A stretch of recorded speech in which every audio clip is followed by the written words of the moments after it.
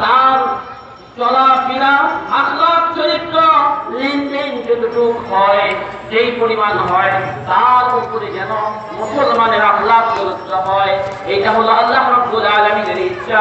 এই জন্য আমার নবী মুহাম্মদুর রাসূলুল্লাহ সাল্লাল্লাহু আলাইহি ওয়াসাল্লামকে পৃথিবীর মাঝে আল্লাহ রাব্বুল আলামিন প্রেরণ করেছেন।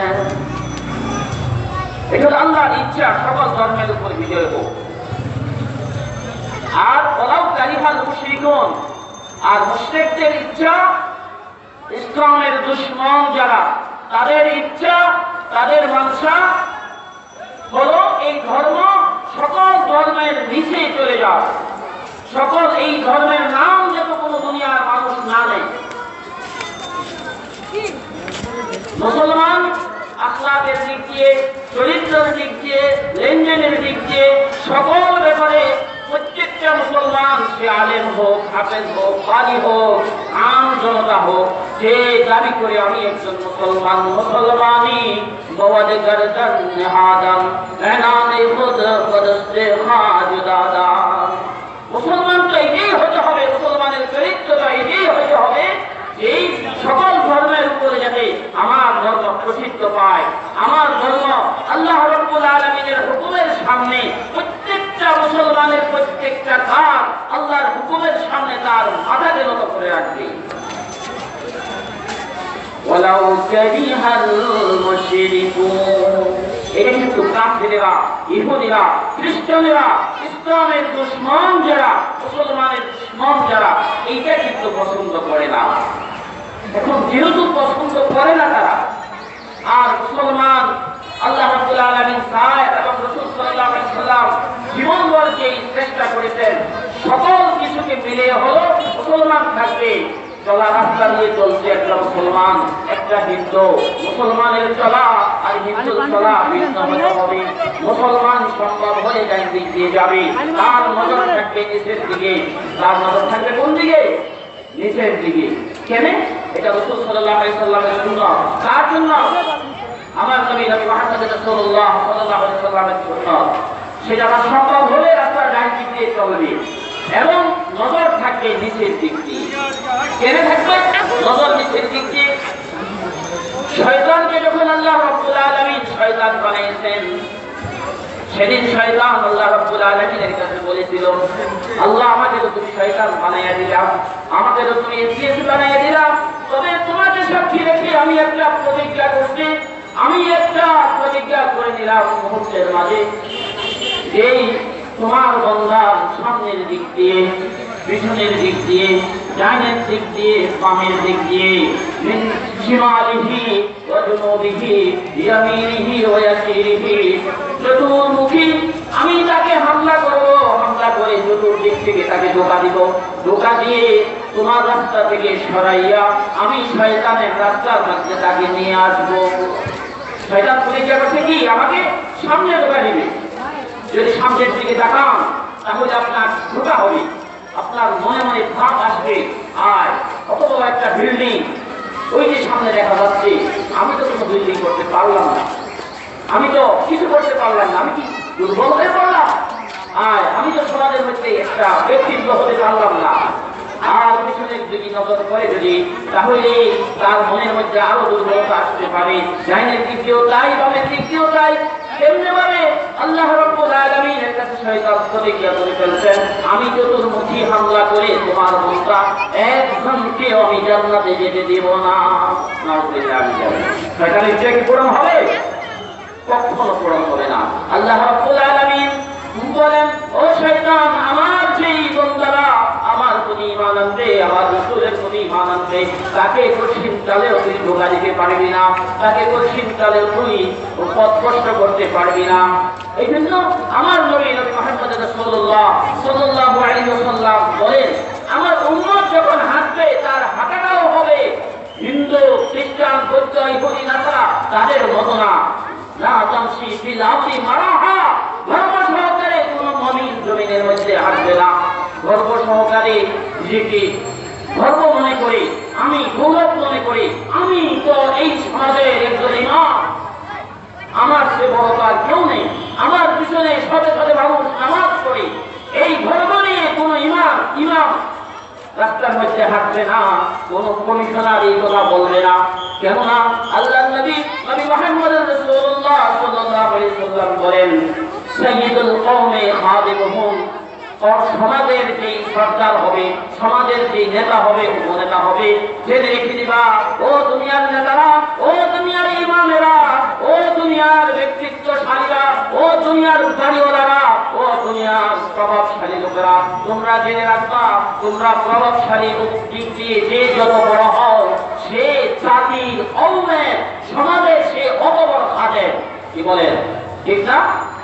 আমি ইমাম, তার অর্থ হলো আমার যে মুসল্লি আছে, আমার যে এলাকাবাসী আছে, তাদের খাদেম হলাম আমি। আমার জন্য যদি একটা মুসল্লি, একটা এলাকাবাসী জাহান্নামে যায়, কাল হাসরের ময়দানে আমি ইমামকে তার গড়ায় দাঁড়ে আল্লাহ রাব্বুল আলামিনের কাছে হিসাব দিতে হবে। আমার জন্য যদি একটা মুসল্লি জাহান্নামে যায়, মুসল্লির কারণে যদি মুসল্লি জাহান্নামে যায়, ইমামের কোনো দায় নেই। ইমামের কারণে, ইমাম বলার কারণে, চলার কারণে, কথাবার্তা বলার কারণে যদি কেউ জাহান্নামে যায়, সেই দায় দায়িত্ব ইমামের। যেমনি ভাবে রাষ্ট্রপতি যদি তার চলার কারণে, তার আইনের কারণে, তার ব্যক্তি জীবনের কারণে, কোনো কারণে যদি প্রজারা জাহান্নামে যায়, তার হাসরের ময়দানে সেই নেতা সেই জবাব দিতে হবে।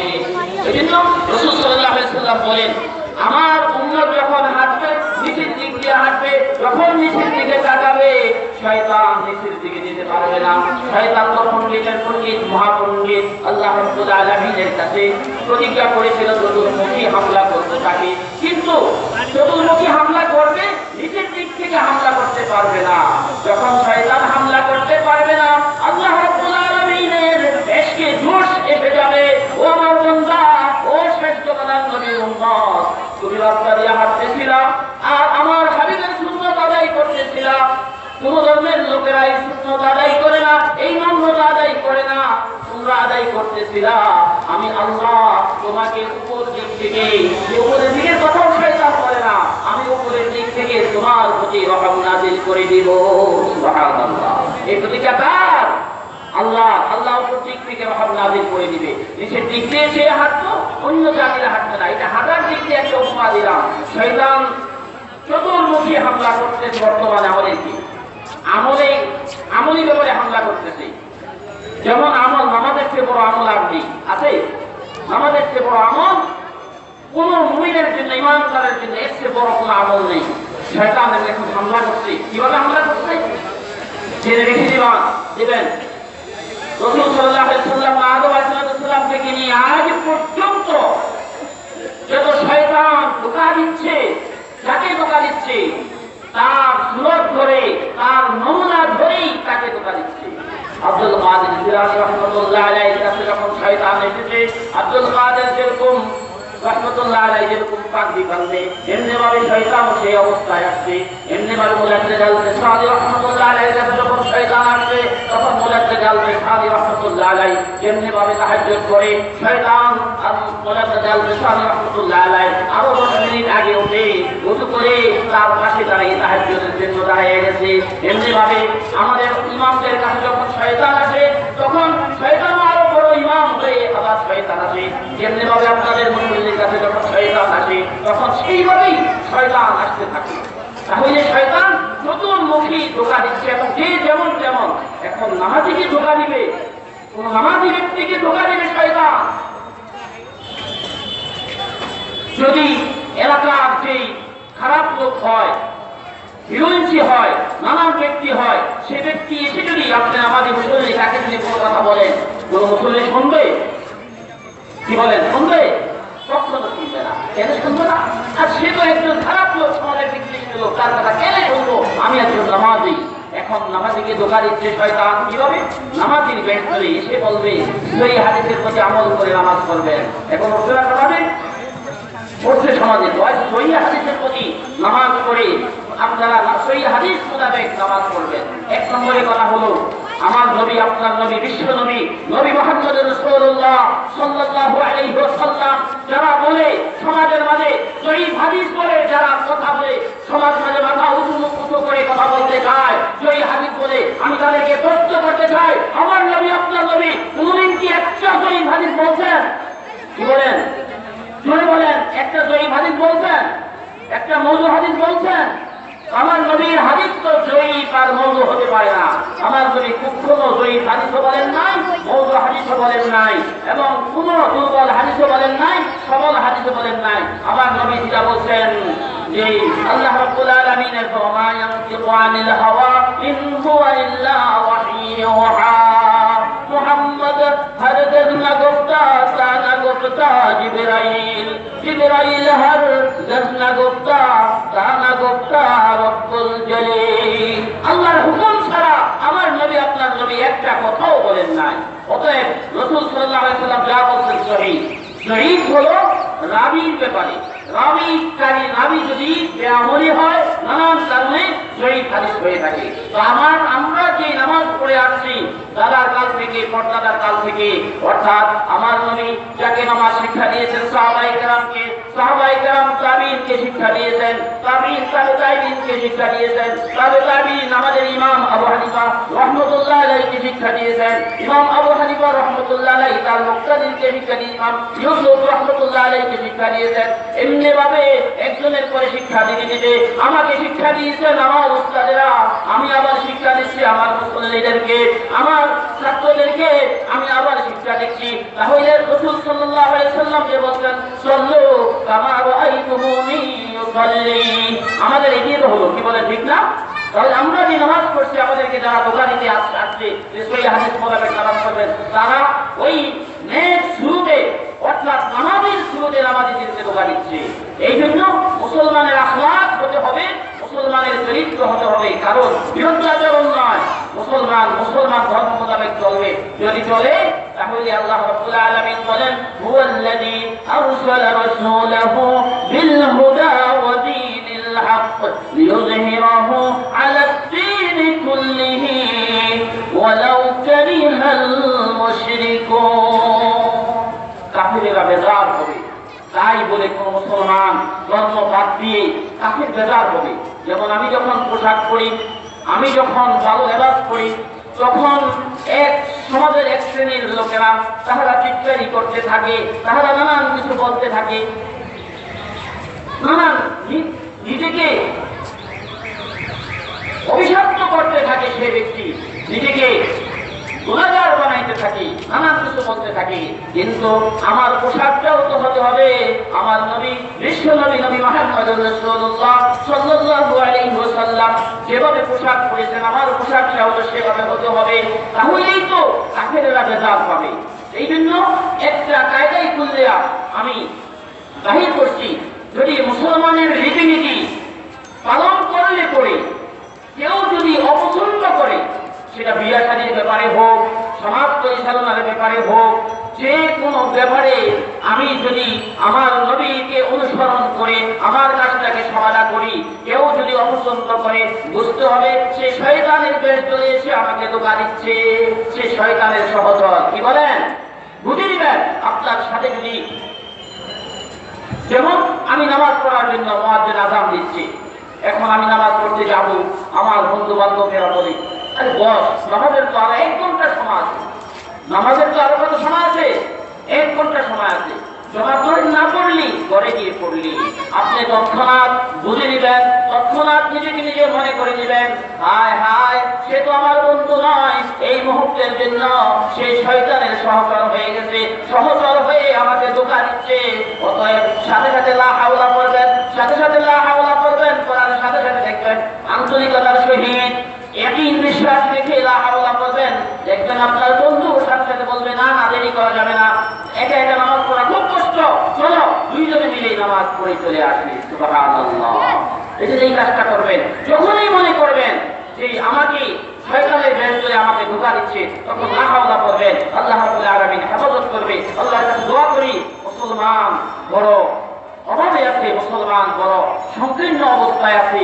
দেখেন না জায়গায় জায়গায় গতকাল যেটা বলা হচ্ছে, বইটা আপনারা অনেকে পেয়েছেন, সবাইকে দেওয়া সম্ভব নয়। যে বইটা দিয়েছে তার সারমর্ম হলো ধর্ম অনুশাসন ছাড়া সমাজ ঠিক হবে না। তার সারমর্ম হলো কি? ধর্মের অনুশাসন ছাড়া সমাজ ঠিক হবে না। যেই বুঝলেও দেরি হইলে বুঝলেও বুঝে আসছে সকলে ইসলাম ছাড়া মুসলমান ছাড়া সমাজকে শৃঙ্খলাবদ্ধ করার মতো কোনো উপায় নেই, রাষ্ট্রেও কোনো গতি নেই, রাষ্ট্র হিমশিম খেয়ে যায়। সেই সন্ত্রাসীকে দমন করার জন্য যখন ধর্মীয় অনুশাসন সমাজের মধ্যে ছড়াইয়া পড়ে তাহলে সেগুলা সব ঠিক হয়ে যায়। এই জন্য ধর্মীয় অনুসরণ থাকতে হবে, ইত্তেবা থাকতে হবে। আমার নবী মুহাম্মদ রাসূলুল্লাহ সাল্লাল্লাহু আলাইহি ওয়াসাল্লাম ইত্তেবা ছাড়া শুধু মুহাব্বত দিয়ে কোনো কাজ হবে না। ইত্তেবা থাকতে হবে কার? রাসূল সাল্লাল্লাহু আলাইহি ওয়াসাল্লাম, সাথে মুহাব্বত যদি থাকে ইত্তেবা সহ, যদি মুহাব্বতের দ্বারা যদি কোনো কাজ হতো তাহলে আবু তালেব রাসূল সাল্লাল্লাহু আলাইহি ওয়াসাল্লামকে কম মুহাব্বত করেন নাই। এক রাওয়ায়াতের মধ্যে আছে রাসূল সাল্লাল্লাহু আলাইহি ওয়াসাল্লাম ইরশাদ করেন, ও আমার উম্মতরা তোমরা জেনে রাখো আমার সাথে আমাকে যে মুহাব্বত করত সারা পৃথিবীর মুহাব্বতকে যদি একত্রিত করা হয় আবু বকর থেকে নিয়ে শেষ জামানা পর্যন্ত সমস্ত ওলিদের সাহাবীদের মুহাব্বতকে যদি একত্রিত করা হয় আমার কথার মুহাব্বত তার মধ্যে হবে। সুবহানাল্লাহ। রাসূল সাল্লাল্লাহু আলাইহি ওয়াসাল্লামের সাথে কত মুহাব্বত করতেন আপনারা শুনে আছেন গত কয়েকদিন ধরে, আমি ওই দিকে যাচ্ছি না। রাসূল সাল্লাল্লাহু আলাইহি ওয়াসাল্লামকে এত মুহাব্বত করতেন, কিন্তু আবু তালেব কি জান্নাতে যেতে পারবে? বলেন। আবু তালেব কিন্তু পূর্বের ধর্মের অনুসারী ছিল। আবু তালেব কিন্তু কাফের নয়, আবু তালেব কিন্তু বেঈমানও নয়, পূর্বের ধর্মের অনুসারণ ছিল। তারপরে সে জাহান্নামে যাবে। কি জন্য? অনেকে বলে আবার যে যে ধর্ম থাকুক না কেন সে জান্নাতি হবে, আল্লাহ রাব্বুল আলামিন দুনিয়ার কল্যাণ হবে, আখিরাতে জান্নাত পাওয়া যাবে না যদি মুসলমানের শাসনের মধ্যে আসেন না আসি। কেননা ইয়েতিম কেলাকর দবর আদরুস, ইয়েতিমে কেলাকর দবর আদরুস কুতুব খানায়ে চন্দ মিল্লাত বশুস। রাসূল সাল্লাল্লাহু আলাইহি ওয়াসাল্লাম নবুয়ত পাওয়ার সাথে সাথে সকল ধর্ম মনসুখ হয়ে গেছে, সব হয়ে গেছে। এরপর থেকে আমাদের ধর্ম রাসূল সাল্লাল্লাহু আলাইহি ওয়াসাল্লামের ধর্ম এটাই চলবে, এটাই আল্লাহর কাছে ইন্নাদ-দীনা ইনদাল্লাহিল ইসলাম, আল্লাহর মনোনীত ধর্ম হচ্ছে ইসলাম। সেদিন থেকে এই জন্য রাসূল সাল্লাল্লাহু আলাইহি ওয়াসাল্লামের মুখে মহব্বত করতে হবে, তার ঠিকাছে মহব্বত করতে হবে, সকলেরই মহব্বত করতে হবে। যদি রাসূল সাল্লাল্লাহু আলাইহি ওয়াসাল্লামকে আপনার সকল সব কিছু থেকে বেশি মহব্বত না করেন তাহলে পরিপূর্ণ ঈমানদার হওয়া যাবে না। মহব্বত করতে হবে, কিন্তু এই মহব্বতটা হতে হবে ইত্তেবায়ে রাসূল, রাসূল সাল্লাল্লাহু আলাইহি ওয়াসাল্লামের ইত্তেবা সহ। রাসূল সাল্লাল্লাহু আলাইহি ওয়াসাল্লামের ইত্তেবা হলো রাসূল যেভাবে চলতে বলছে, রাসূল সাল্লাল্লাহু আলাইহি ওয়াসাল্লাম যেভাবে মানুষকে চলতে বলছে এইভাবে চলার নামে হলো ইত্তেবায়ে রাসূল, রাসূল সাল্লাল্লাহু আলাইহি ওয়াসাল্লামের ইত্তেবা। আর অন্যভাবে চললে রাসূল সাল্লাল্লাহু আলাইহি ওয়াসাল্লামের ইত্তেবা হবে না। রাসূল সাল্লাল্লাহু আলাইহি ওয়াসাল্লামের ইত্তেবা যদি করতে পারি, সাথে যদি মহব্বত থাকে, তাহলে নিশ্চয়ই কাল হাসরের ময়দানে আমার নবী আপনার নবী মুহাম্মদ রাসূলুল্লাহ সাল্লাল্লাহু আলাইহি ওয়াসাল্লাম শাফাআত করে আমাদেরকে জান্নাত দিয়ে দিবেন। সুবহানাল্লাহ। কেননা সেদিন সমস্ত নবীরা বেহুশ হয়ে থাকবে, কোন নবীদের সুপারিশ করার সুযোগ থাকবে না। রাসূল সাল্লাল্লাহু আলাইহি ওয়াসাল্লাম অনেক মহব্বত করেন আমাদেরকে, আমরা কি করে রাসূলকে ভুলে যাই? রাসূল সাল্লাল্লাহু আলাইহি ওয়াসাল্লাম নিজের পরিবার পরিজন আহলে আওয়াল সবচেয়ে বেশি মহব্বত করেন উম্মতকে।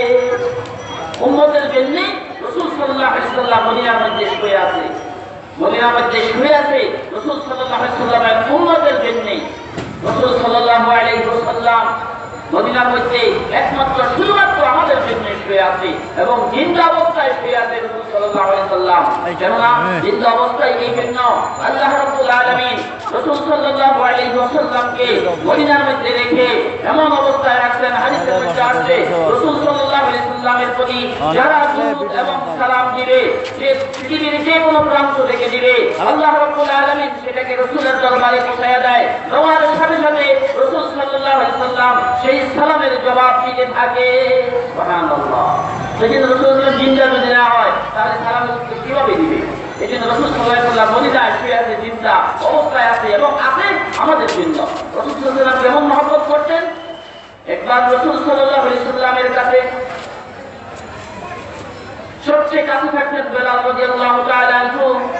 বেলাল রাদিয়াল্লাহু তাআলা আনহুর কাছে এসে ইমাম হাসান হুসাইন 7-8 বছর বয়স এমনি অবস্থায় এসে বেলালকে বলতেছে, ইয়া বেলাল, কোনো খাবার আছে? 4 দিন ধরে আমাদের ঘরে কোনো খাবার হয় না, পানি ছাড়া আর কোনো খাবার জুটে না। আমাদের বাবাও দিনের কাজে বাইর হয়ে গেছে, দিনের দাওয়াতের কাজে বাইর হয়ে গেছে, ঘরে কোনো খাবার নেই, মা বেহুশ অবস্থায় ঘরে পড়ে আছে। বেলাল রাদিয়াল্লাহু তাআলা আনহু 2 চোখের পানি ছেড়ে দিয়ে বললেন, তোমরা আমার কাছে খাবার চাচ্ছ, আমি তো বেলাল, আমার তো কোনো কিছু নেই, আমার তো কোনো খাবার নেই, আমি তো এখানে রাসূল সাল্লাল্লাহু আলাইহি সাল্লামের তোমার নানার ঘরে যদি পাক হয়, খাবার হয়, সেই খাবার থেকে আমি বেলাল থাকি, কোনো কিছু খাবার নেই। রাসূল সাল্লাল্লাহু আলাইহি সাল্লামের রাখা মসজিদে নববীর এক পাশে কিছু খেজুর ছিল, রয়েতে আসছে 4টা অথবা 8টা খেজুর ছিল। রাসূল বেলাল রাদিয়াল্লাহু তাআলা আনহু সেই খেজুরটা এনে হাসান হুসাইনের কাছে হাতে দিলেন, দিয়ে বললেন, হাসান হুসাইন, এই খেজুর ছাড়া আর কোনো কিছু নেই, তোমরা এই 2 ভাই মিলে এগুলাকে খেয়ে নাও। হাসান রাদিয়াল্লাহু তাআলা আনহু হুসাইন রাদিয়াল্লাহু তাআলা আনহুকে বলল, ভাই, নানার কথা কি বলে গেছো? ওই কি ওটা নানা বলেছে কোনো কিছু চেয়ে খাবে না, যদি মওত এসে যায় তাহলে আহলে বাইত যারা রাসূল সাল্লাল্লাহু আলাইহি সাল্লামের আহাল যারা, তারা কখনো কারোর কাছে চেয়ে খাবে না। রাসূল সাল্লাল্লাহু আলাইহি সাল্লামের এই কথা যখন স্মরণ করে দিতেন, দোনো ভাই খেজুরটি বেলালের হাতে তুলে দিলেন, দিয়ে বললেন, বেলাল ভাই, আমরা খেতে পারলাম না, যেন আমরা তো আহলে বাইত, রাসূল সাল্লাল্লাহু আলাইহি সাল্লামের আহাল এই খেতে পারি না, আপনি তো আগে দেন নাই, অতএব খেতে পারলাম না। দুজন এক পিঠের সাথে লেগে গেছে। রাসূল সাল্লাল্লাহু আলাইহি সাল্লামের ফাতেমা রাদিয়াল্লাহু তাআলা আনহার ঘরের মধ্যে চলে গেলেন, আলী ঘরের মধ্যে, উভয়জন চলে গেলেন। কিছুক্ষণ পরে রাসূল সাল্লাল্লাহু আলাইহি সাল্লাম মসজিদ নববীর মধ্যে আসলেন। আসার সাথে সাথে বেলাল বললেন, ইয়া রাসূলুল্লাহ, ইয়া হাবিবাল্লাহ, আপনি কি ফাতেমার বাড়িতে গেছেন? রাসূল সাল্লাল্লাহু আলাইহি সাল্লাম বলেন, 4 দিন ধরে তো যাওয়ার সুযোগ পাই না, যেতে পারি না। ইয়া রাসূলুল্লাহ, আপনি কি ফাতেমার ঘরের খবর রাখেন না? তো কি খবর? কোনো কিছু হয়েছে বেলাল? তাড়াতাড়ি বলো, আমার কলিজার টুকরা মেয়ে, কি হয়েছে সেটা বলো, তাড়াতাড়ি বলো। বেলাল বলেন, ইয়া রাসূলুল্লাহ, কেঁদে দিলেন, দিয়ে বললেন, ইয়া রাসূলুল্লাহ, ছিল আমার কাছে খাবার চেয়ে বলছিল, 4 দিন ধরে তাহারা কিছু খায় না, আমি খেজুর দিয়েছিলাম, তাহারা খেজুরগুলো ফেরত দিয়া চলে গেছে। রাসূল সাল্লাল্লাহু আলাইহি সাল্লাম বললেন, বেলাল চলো, আমার মা, আমার নাতির কি অবস্থা আমরা দেখে আসি। রাসূল সাল্লাল্লাহু আলাইহি সাল্লাম ফাতেমার বাড়িতে চলে গেলেন, গিয়ে ডাকতে থাকলেন, ইয়া ফাতেমা, ও আমার মা ফাতেমা। ফাতেমা রাদিয়াল্লাহু তাআলা আনহা এত ক্ষুধার্ত ছিলেন, জবাব দিবে কোনো জবাব দেওয়ার মতন ক্ষমতা ছিলেন না। 3 বার ডাকার পরে রহমতে আলম সাল্লাল্লাহু আলাইহি সাল্লামের জবান মুবারকের আওয়াজ যেন যখন ফাতেমার কানে স্পর্শ করলো, ফাতেমা রাদিয়াল্লাহু তাআলা আনহা হুঁশ পেয়ে গেলেন এবং এসে দরজা খুললেন। ফাতেমাকে দেখে রাসূল সাল্লাল্লাহু আলাইহি সাল্লাম কেঁদে দিলেন, বললেন, মা, তোমার এই অবস্থা, চেহারার এই অবস্থা, তোমার গায়ে কোনো কষ্ট নেই, কাপড়ের এই অবস্থা, আমি বিশ্বনবী, আমার মেয়ের এই অবস্থা। হাসান হুসাইন রাদিয়াল্লাহু তাআলা আনহু চোখ খুলে নানাকে বললেন, নানা, তোমাকে দেখলে, তোমার চেহারাকে দেখলে আমরা আমাদের খিদা মিলে যেত, তুমি 4 দিন ধরে আসো না, আমাদের ঘরে কোনো খাবার হয় না। ও নানা, তুমি বিশ্বনবী আর তোমার নাতিরা না খেয়ে মারা যাচ্ছে, আমাদের কি খাবার, আল্লাহ কি খাবার দিতে পারে না? আল্লাহ রাব্বুল আলামিনের আরশ কাঁপা শুরু হয়ে গেল। আল্লাহ জিবরাইলকে ডেকে বললেন, ও জিবরাইল, দুনিয়ার মাঝে, মদিনার মাঝে কি দৃশ্য হচ্ছে তুমি কি দেখো না? জিবরাইল বললেন, জিবরাইল রাসূলুল্লাহ বললেন, ইয়া আল্লাহ, কি হচ্ছে? দেখো না, আমার হাবিবের কাছে আমার হাবিবের নাতিরা খাবার যাচ্ছে, তারা 4 দিন ধরে খায় না, খাবার নেই, তাদের গায়ে গোশত শেষ হয়ে গেছে। এমনি অবস্থায় জিবরাইল, দেরি করো না, জান্নাত থেকে কিছু রুটি আর গোশত খাবার নিয়ে আমার হাবিবের হাতে তুলে দাও, তার নাতিদেরকে খাবার দিবে, খেয়ে তাহারা তৃপ্তি লাভ করবে। সুবহানাল্লাহ। আল্লাহ রাব্বুল আলামিন ফয়সালা করে দিলেন। জিবরাইল আমিন আলাইহিস সালামকে পাঠিয়ে দিলেন। পাঠিয়ে দেওয়ার সাথে সাথে জিবরাইল আমিন এসে উপস্থিত হয়ে গেল। খাবার নিয়ে ঘরের ভেতর থেকে বললেন, ইয়া রাসূলুল্লাহ, ইয়া হাবিবাল্লাহ, আপনার নাতির কান্না আল্লাহ রাব্বুল আলামিন কবুল করে ফেলছেন। আজকে আসমান সাত জমিনের মধ্যে জলজলা পয়দা হয়ে গেছে। আল্লাহ রাব্বুল আলামিন মুসা নবীকে খাওয়াইছে, বিবি মরিয়মকে খাওয়াইছে, জাকারিয়া আলাইহিস সালামকে খাওয়াইছে, আরো অনেক আল্লাহর ওলিদেরকে খাবার খাওয়াইছে। আল্লাহ রাব্বুল আলামিন হুকুম করলেই খাবার তৈরি হয়ে গেছে, জান্নাতি খাবার খাইছে। আর আপনি বলেন বিশ্ব নবী আপনাকে আপনার নারীদেরকে জান্নাতি খাবার খাবে না, সেটা হতে পারে না। অতএব খাবার নেন। রাসূল সাল্লাল্লাহু আলাইহি ওয়াসাল্লাম হাত বাড়াইলেন, জান্নাতি খাবার মদিনার মধ্যে আসছে। জান্নাতি খাবার যখন মদিনা আসছে, শুধু মদিনার শহর নয়, মদিনার শহরের আশেপাশে পুরা এলাকা জুড়ে জান্নাতি খাবারের সুঘ্রাণ বাইর হয়ে গেছে। সুবহানাল্লাহ, সত্যি আশ্চর্য হয়ে গেল, এই সুঘ্রাণ কোথার থেকে খাবার আসলো? রাসূল সাল্লাল্লাহু আলাইহি ওয়াসাল্লাম বললেন, ও আমার আদরের নাতি, আর দেরি করো না, খেয়ে নাও। আমার তোমাদের মাকে খাওয়াই দাও, আমার মাকে খাওয়াই দাও, জান্নাতি খাবার আসছে। হাসান হুসাইন রাদিয়াল্লাহু তাআলা আনহুমা রাসূল সাল্লাল্লাহু আলাইহি ওয়াসাল্লামকে বললেন, ও আমার জানাবি, খানা তো আসছে, খাবো। এত তাড়াতাড়ি কোথা থেকে খাবার আসলো? আপনি যদি জবাব না দেন আমরা খেতে পারবো না। রাসূল সাল্লাল্লাহু আলাইহি ওয়াসাল্লাম বললেন, জান্নাত থেকে আল্লাহ রাব্বুল আলামিন তোমাদের জন্য খাবার পাঠাইছে। হাসান হুসাইন রাদিয়াল্লাহু তাআলা আনহুমা বললেন, ও আমার নানা, তাহলে আপনি আগে একটু খান, তাহলে আমরা খাবো। রাসূল সাল্লাল্লাহু আলাইহি ওয়াসাল্লাম চোখের পানি ছেড়ে দিলেন, বললেন, নানা তুমি খাও, তোমরা খাও। রাসূল সাল্লাল্লাহু আলাইহি ওয়াসাল্লামকে বললেন, ও নানা আপনি খান। এমনি একবার, দুইবার, তিনবার বলার পরে রাসূল সাল্লাল্লাহু আলাইহি ওয়াসাল্লাম চোখের পানি ছেড়ে দিয়ে বললেন, ও আমার নাতিরা, তোমরা খাও, আমি খেতে পারবো না।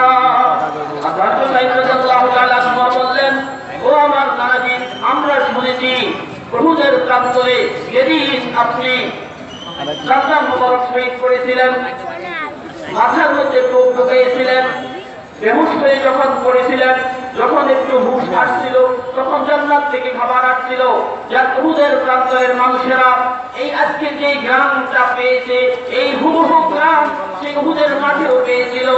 কিন্তু সেদিন আপনি খান নাই। তখন আপনি সেদিন জিবরাইলকে বলেছিলেন, জিবরাইল আমি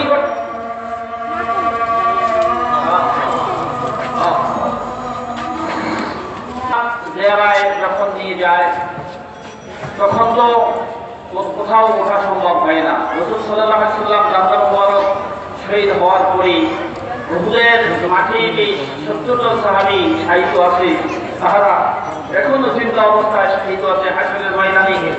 এভাবে তাহারা হাসরের ময়দানে উঠবে। এই উহুদে আমি হামজা রাদিয়াল্লাহু তাআলা আনহু ৭০ জন সাহাবীকে নিয়ে সে উহুদের যে চতুর্পাশে যে বেড়াটা দেওয়া আছে, বেড়াটির মধ্যে তাহারা শাহীদ আছে। আর একটু ওই দিকে যে ছোট্ট পাহাড়, বড় পাহাড় কি দীর্ঘ ছিল, রাসূল সাল্লাল্লাহু আলাইহি ওয়াসাল্লাম ওই ছোট্ট যে পাহাড় সেখানে আশ্রয় নিয়েছিল। সেখানে একটা পাথর আছে, পাথরের নিচে দুইটার জায়গা আছে। রাসূল সাল্লাল্লাহু আলাইহি ওয়াসাল্লাম যখন রোগ ঢুকেছিলেন সেখানে বেহুশ হয়ে পড়েছিলেন। আর মক্কার কাফেররা শয়তান এসে উহুদের প্রান্তরে ঘোষণা করেছিল, কাদ কুতিলা মুহাম্মদ, মুহাম্মদ দুনিয়া থেকে শেষ হয়ে গেছে, মুহাম্মদ শেষ হয়ে গেছে। ও মুসলমানেরা, কার আশায় তোমরা থাকবা? আলী রাদিয়াল্লাহু তাআলা আনহু, অন্যান্য সাহাবায়ে কেরাম, হযরত ওমর ফারুক রাদিয়াল্লাহু তাআলা আনহু, আবু বকর সিদ্দিক রাদিয়াল্লাহু তাআলা আনহু সহ সমস্ত সাহাবায়ে কেরাম গর্জন দিয়ে উঠেছিল। আর কাফেররা ওই অবস্থায় চলে গিয়েছিল। আমরা যেটা শুনি, উহুদের মাঠে মুসলমানরা পরাজয়, মুসলমানরা ঠকেছিলেন, মুসলমানদের অস্তিত্ব ছিল না, তা নয়। মুসলমান মাঠ ত্যাগ করে নাই, ওদের প্রান্ত থেকে মুসলমান কিন্তু মাঠ ত্যাগ করে নাই। মুসলমানরা ক্ষতিগ্রস্ত হয়েছিল, সাময়িকভাবে পরাজয় লাভ করেছিলেন, কিন্তু আসলে সত্যিকার ভাবে পরাজয় লাভ করে নাই। মুসলমান কিন্তু সকলেই মাঠে ছিল। কাফেরদের মধ্যে ঘোষণা উঠে গেল, ভাই যেভাবে আলী গর্জন করে উঠছে, ওমর গর্জন করে উঠছে, এখন আমাদের থাকা সম্ভব নয়, আমাদের কাজ তো ক্ষমতা হয়ে গেছে, মুহাম্মদকে শেষ করে দিচ্ছি, সাহাবায়ে কেরাম ৭০ জনকে শহীদ করে দিচ্ছি, অতএব আমরা চলে যাই। তারা চলে গিয়েছিল। কিন্তু আসলে রাসূল সাল্লাল্লাহু আলাইহি ওয়াসাল্লাম এবং সাহাবায়ে কেরাম সত্যিকার ভাবে মুসলমানদের বিজয় লাভ করেছিল। রাসূল সাল্লাল্লাহু আলাইহি ওয়াসাল্লাম যখন ওই গর্তের মধ্যে পড়েছিল, আল্লাহ রাব্বুল আলামিনের পক্ষ থেকে রাসূল সাল্লাল্লাহু আলাইহি ওয়াসাল্লাম যখন হুঁশ আসলেন, গলাটা শুকিয়ে গিয়েছিল, পেটে পাথর বেরিয়েছিল, এমনি অবস্থায় উহুদের যুদ্ধের অবস্থায় আল্লাহ জান্নাত থেকে খাবার পাঠিয়েছিলেন। এই ওয়াক্যে শুনছিলেন? এই ওয়াজ কবে শোনা যায়?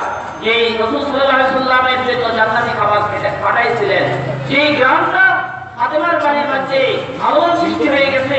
হুজুরের বাড়ি যে সাহাবায়ে কেরাম উপস্থিত ছিল, তারাও সেই গ্রামটা পেয়েছিল। রাসূল সাল্লাল্লাহু আলাইহি সাল্লামকে পরবর্তীতে প্রশ্ন করা হয়েছিল, ইয়া রাসূলুল্লাহ, আমরা তো একটা খাবারের গ্রাম পেয়েছিলাম, এই খাবারের গ্রাম দুনিয়ার কোথাও পাওয়া যায় না। রাসূল সাল্লাল্লাহু আলাইহি সাল্লাম বলেন, ও আমার সাহাবীরা, তোমরা জেনে রাখো, আমার সেদিন আমার জন্য খাবার এসেছিল, আমি বলেছিলাম জান্নাতি খাবার আমি দুনিয়াতে খাবো না। জিবরাইল প্রশ্ন করেছিল, কি জন্য খাবেন না ইয়া রাসূলুল্লাহ, আপনার তো জীবন যায়। ও জীবন যায় তো যাক, আমি জান্নাতে যাওয়ার পরে আমার উম্মত ছাড়া আমি কখনো দুনিয়ার মধ্যে জান্নাতি খাবার খাবো না। রাসূল সাল্লাল্লাহু আলাইহি সাল্লাম সেদিন উহুদের প্রান্তেও খাবার খায় না, এই জন্য উম্মত ছাড়া খাবার খাবে না, জান্নাতি খাবার খাবে না। এই জন্য রাসূল সাল্লাল্লাহু খাবার খায় নাই। সেই রাসূলকে আমরা ভুলে যাই, রাসূলকে মহব্বত দেখাই, রাসূলের আদর্শ মানি না, নামে মহব্বত কামে কুফর হয়, কুফরি করতে থাকি। ইমাম হাসান হুসাইন রাদিয়াল্লাহু তাআলা আনহু বললেন, ও নানা, আমরা শুনেছি উহুদের প্রান্তরে আপনার উম্মতের জন্য খানা খাবেন না, আজকে আমাদের ঘরে খাবার নিয়ে আসা হয়েছে, সে জান্নাত থেকে খাবার আসছে। আপনি যে সেদিন প্রতিজ্ঞা করছেন আপনার উম্মত ছাড়া জান্নাতি খাবার খাবেন না, যে নানা উম্মত ছাড়া জান্নাতি খাবার খাবে না, আমরা নাতি হয়ে জান্নাতি খাবার একটাও খাবো না। ইমাম হাসান হুসাইন রাদিয়াল্লাহু তাআলা আনহু খাবার খেলেন না, নানা হাতে উঠিয়ে দিলেন। রাসূল সাল্লাল্লাহু আলাইহি সাল্লাম জিবরাইল আমিনকে ডেকে বললেন, ও জিবরাইল, নাও, খানা চলবে না, খানা খাওয়া যাবে না, খাবার নিয়ে নাও। রাসূল সাল্লাল্লাহু আলাইহি সাল্লাম খেলেন না, কার জন্য? আমাদের জন্য। কার জন্য? আমাদের জন্য। ইমাম হাসান হুসাইনও খাবার খেলেন না, এত উদাত্ত থাকা অবস্থায় খাবার খেলেন না, কার জন্য? আমাদের জন্য। উম্মত ছাড়া রাসূল সাল্লাল্লাহু আলাইহি সাল্লাম জান্নাতে যাবে না, সেই রাসূলের মহব্বত দেখাই কিন্তু ইত্তেবা করি না। রাসূল সাল্লাল্লাহু আলাইহি ওয়াসাল্লাম ইমাম হাসান হুসাইন রাদিয়াল্লাহু তাআলা আনহুকে বললেন, ও নানা, তাহলে কি করা যায় চলো। রাসূল সাল্লাল্লাহু আলাইহি ওয়াসাল্লাম নানার দিকে যখন তাকাইলেন, ইমাম হাসান হুসাইন শরীরের মধ্যে সুস্থতা এসে গেছে, মার দিকে তাকাইলেন, ফাতেমার দিকে, ফাতেমাকে বললেন, ও ফাতেমা, তুমি কি ভাবছো? রাসূল সাল্লাল্লাহু আলাইহি ওয়াসাল্লামকে বললেন, আমি বিশ্ব নবীর মেয়ে হয়ে, আলীর মতন নবীর স্ত্রী হয়ে আমি ক্ষুধার্ত থাকি, আর দুনিয়ার কাফের মুশরিকরা কতই না সুখ আনন্দ করে। রাসূল সাল্লাল্লাহু আলাইহি ওয়াসাল্লাম বলেন, হ্যাঁ, ওঠো ওঠো, উঠে তোমার জায়নামাজটা একটু উঠাও, তোমার জায়নামাজের দিকে তাকাও, তোমার জায়নামাজের দিকে কি একটু দেখো। রাসূল রাদিয়াল্লাহু তাআলা আনহুকে বললেন, জায়নামাজ উঠাতে। জায়নামাজ উঠানোর পরে দেখলেন যে স্বর্ণের খনি, প্রবাহিত স্বর্ণ, গলিত স্বর্ণ সেখানে প্রবাহিত হচ্ছে, সেখানে টলমল করছে, সেখানে স্বর্ণের খনি দেখা যাচ্ছে। রাসূল সাল্লাল্লাহু আলাইহি ওয়াসাল্লাম বললেন, মা, ও আমার মা, তোমার যত স্বর্ণ এখান থেকে উঠে নাও, বাজারে বিক্রি করো, দুনিয়ার যত বাদশা আছে তার চেয়ে বড় বড় বাদশাদের চেয়ে তুমি উন্নতভাবে জীবন যাপন করো, তুমি জেলে রেখে দিবা। যারা দুনিয়ার মধ্যে চায় তাদেরকে আমি অল্প দিয়ে থাকি এবং আখিরাতে তাহারা বঞ্চিত হয়ে থাকে। ফাতেমা রাদিয়াল্লাহু তাআলা আনহা বললেন, ও বাবা, আমার প্রতি তুমি ভরসা করেছো, আমি তোমার মেয়ে হয়ে আজ থেকে কসম করছি কোনদিন খাবার কারোর কাছে খাবো চাবো না, এবং এই স্বর্ণের আমার কোনো প্রয়োজন নেই, যেই অবস্থায় আছি সেই অবস্থায় আমরা থাকবো।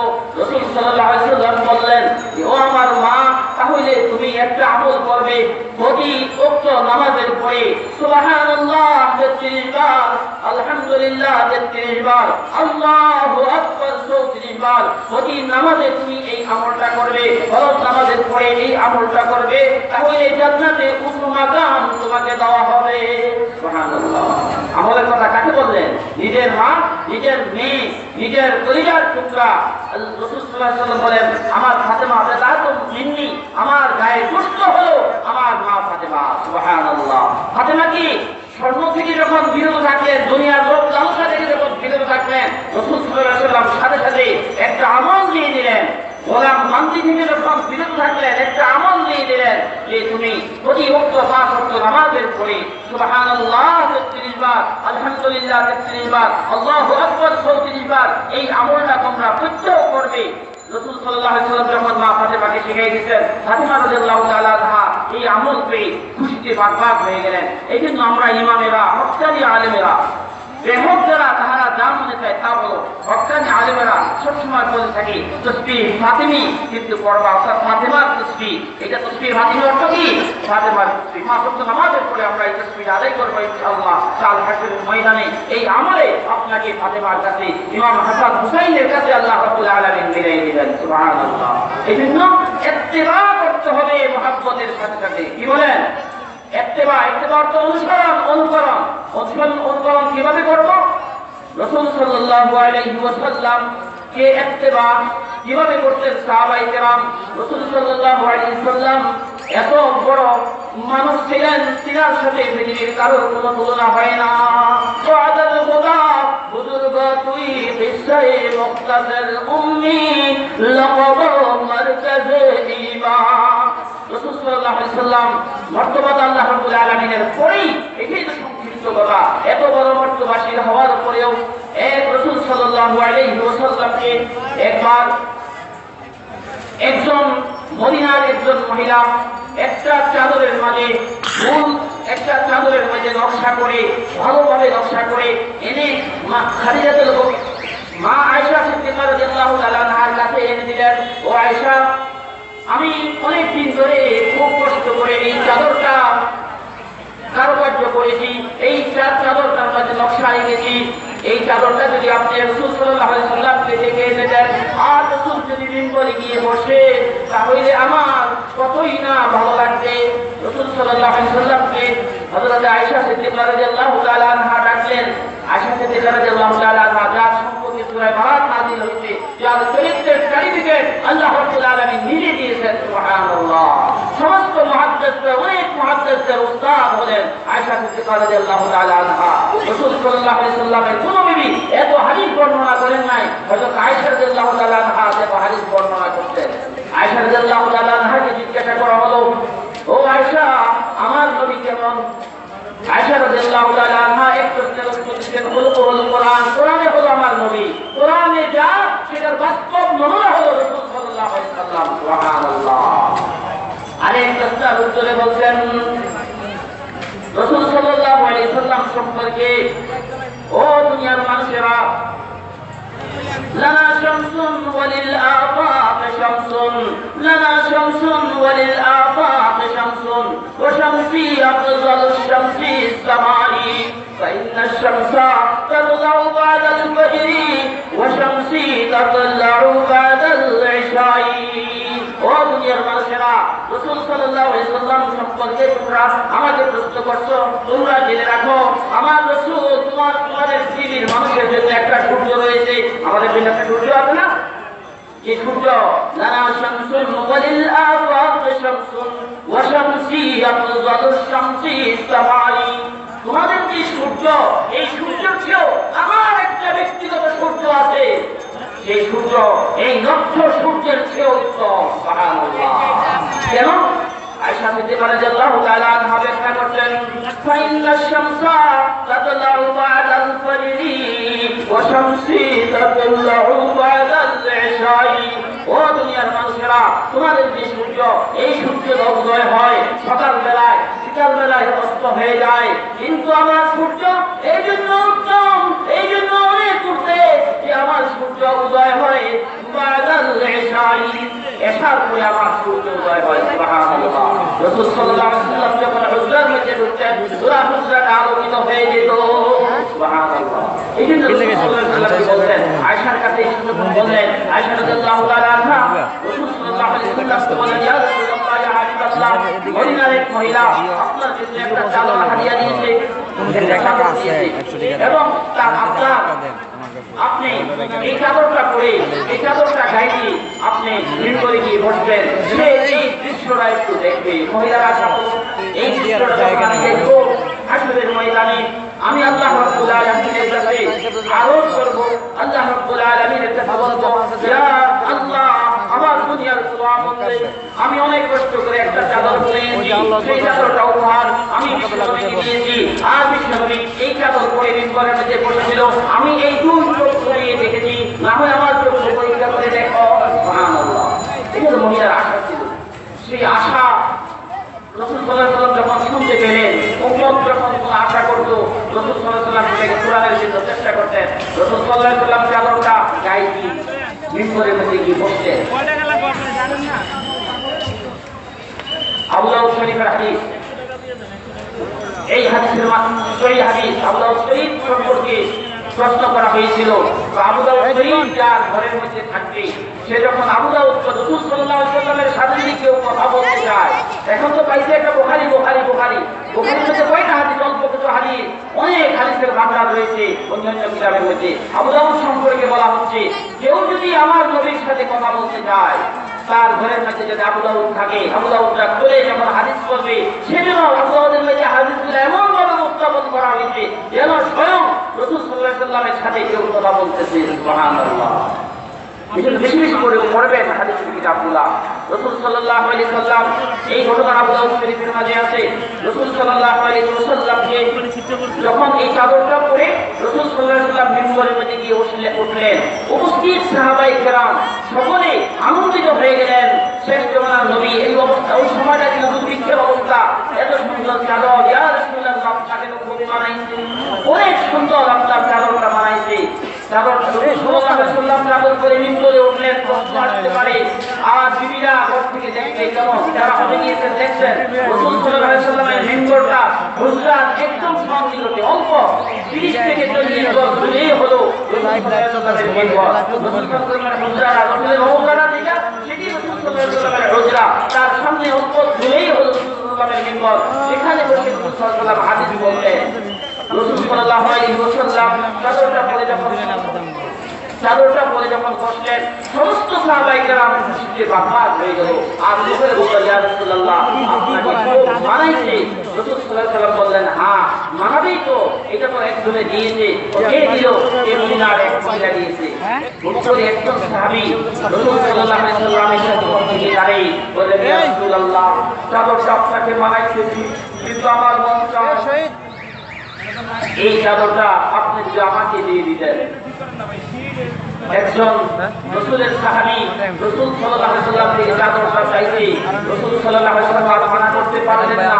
অন্য সাহাবীরা, ওই সাহাবী গাও ধরে টানতেছিলেন, বিছানায় বসতে বলতেছিলেন, কিন্তু সাহাবায়ে কেরাম রাসূল সাল্লাল্লাহু আলাইহি ওয়াসাল্লামের সামনে যখন হাদিস বলতেন এমন ভাবে থাকতেন, কখনো রাসূল সাল্লাল্লাহু আলাইহি ওয়াসাল্লামের যাতে বিরক্তি হয় এমন কিছু করতেন না, কোনো চুপ করে না থাকতেন। রাসূল সাল্লাল্লাহু আলাইহি ওয়াসাল্লামের সামনে কারো বলার কোনো ক্ষমতা নেই। রাসূল সাল্লাল্লাহু আলাইহি ওয়াসাল্লাম বললেন, এই চাদরটা কি খুব পছন্দ হয়েছে? হ্যাঁ। তখন সাহাবী বললেন, হ্যাঁ আমার খুব পছন্দ হয়েছে। তখন রাসূল সাল্লাল্লাহু আলাইহি ওয়াসাল্লাম হুজরার মধ্যে চলে গেলেন, চাদরটা এনে ওই সাহাবীর হাতে দিয়ে দিলেন। রাসূল সাল্লাল্লাহু আলাইহি ওয়াসাল্লামের চাদর পেয়ে ওই